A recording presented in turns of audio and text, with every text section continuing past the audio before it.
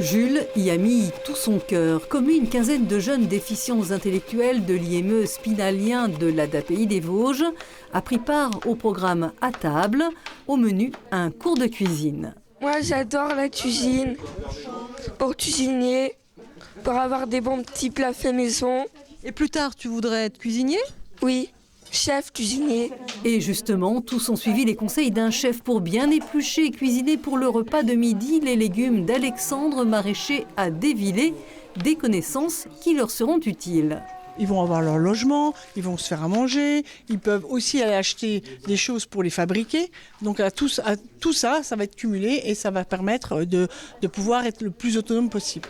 Le programme À table s'inscrit dans le projet alimentaire du pays d'Épinal, qui a déjà bénéficié à 200 personnes, étudiants et précaires. C'était une première pour des jeunes porteurs d'un handicap.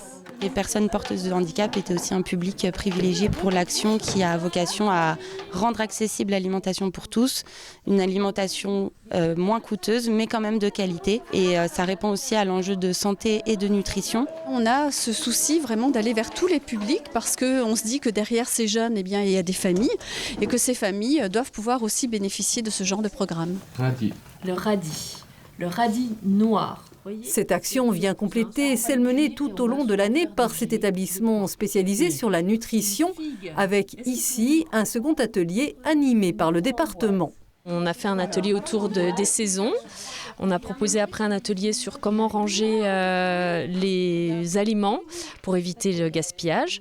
Et puis là, on a terminé avec un atelier sur les fruits moches. Alors, non, il ne faut pas mettre dans la porte les yaourts. Il faut mettre bien au frais à l'intérieur du frigo. Parce que là, c'est un peu moins froid. À table, c'est aussi pendant 6 mois pour ces bénéficiaires et leurs familles des produits de paniers bio et locaux à tarif réduit.